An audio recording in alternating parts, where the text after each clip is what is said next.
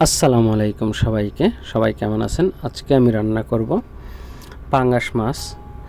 তো পাঙ্গাস মাছ আমি শুকনো ভাজি করব, একদম শুকনো। এর জন্য বড় সাইজের 1.5 কেজি সাইজের একটা পাঙ্গাস মাছ নিয়ে ভালো করে কেটে পরিষ্কার করে একটা বাটির মধ্যে নিলাম। নেওয়ার পরে এখন মাছগুলো একটু বড় সাইজের করে পিস করলাম। এখন মাছগুলোকে ভালো করে একটু হলুদ আর লবণ মিক্স করব। তো এর জন্য হলুদ একটু বেশি দিব আজকে, যেহেতু শুকনো ভাজি করব। কড়া করতে হবে, একদম গোল্ড কালার। তো এখন মাছগুলো ভাজা মানে লবণ হলুদ মিক্স করতেছি। মিক্স করা শেষ হলে মাছগুলো ভাজবো।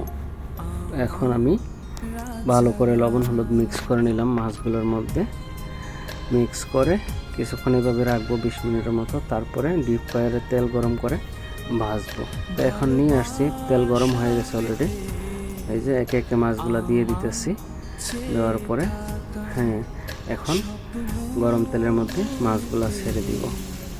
তো এইভাবে আস্তে আস্তে মাছগুলো যখন মানে পুরোপুরি একদম দেখেন কড়া করে ভাজা হয়ে যাবে।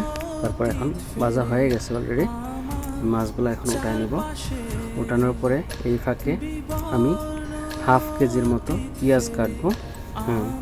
পেঁয়াজগুলো কাটা হয়েছে, কাটিং বোর্ডের উপরে রাখছি। তারপরে এখন কড়াই গরম করব। কড়াই গরম করে তেল দিয়ে গরম করার মধ্যে তেল দেওয়ার পরে তারপরে এই কেটে রাখা পেঁয়াজগুলো এর মধ্যে ছেড়ে দিব।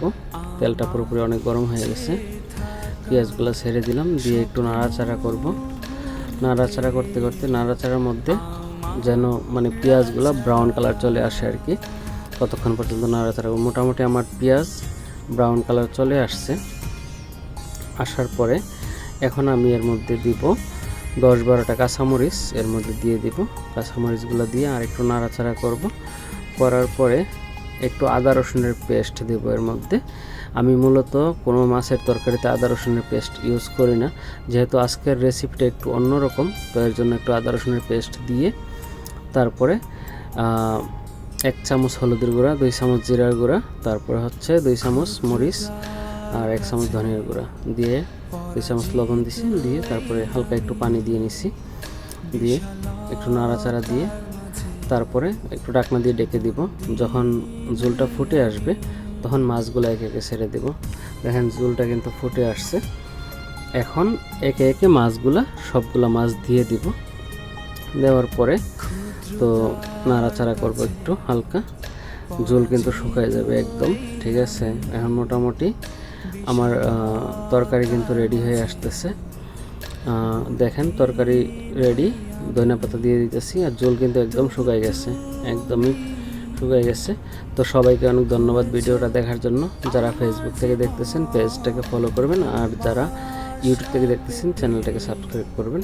এই যে দেখেন তরকারি হয়ে গেছে, কালারটা কত সুন্দর তরকারির, দেখতে যতটা সুন্দর খাইতে